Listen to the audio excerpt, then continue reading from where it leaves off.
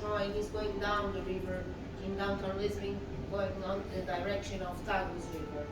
And if you look to the floor level, you see two small rectangular shaped houses. These are the oldest houses of the site, 2,500 years old. And then on your left, you see a well, Roman, 500 years of difference and nothing to do with the houses. So this is going to happen all too long, this overlapping of structures.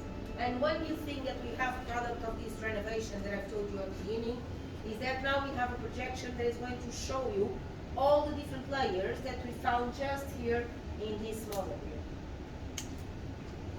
So as I told you, 2,700 years ago this area was underneath the water, and then a small river beach started forming, totally formed in the 5th century before Christ, allowing the construction of these houses. So these houses have a very new shape, rectangular. The houses in the Iberian Peninsula in this period were round, so this was a knowledge brought by the Phoenicians.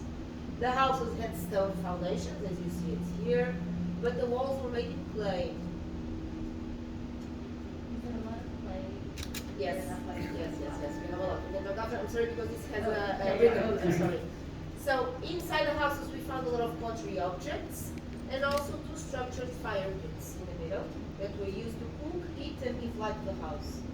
Because we found the rooftop shingles, we believe that the rooftops were made in vegetable materials. So hay, cane.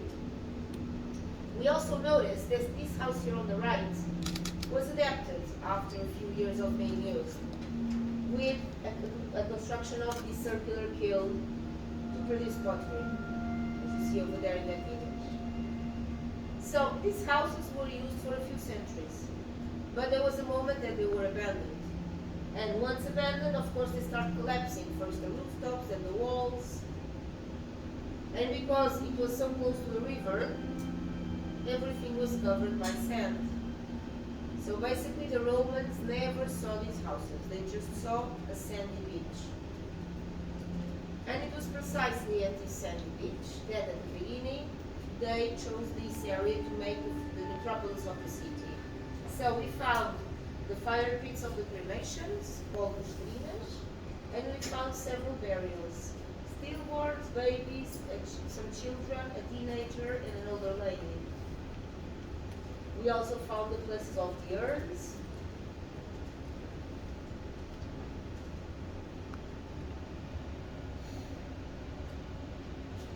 But once the empire starts, they stopped using this necropolis, make a new one, and this area is transformed in the industrial part of the city.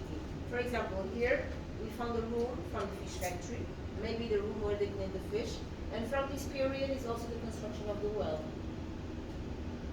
But the factories here worked for more than 4 centuries.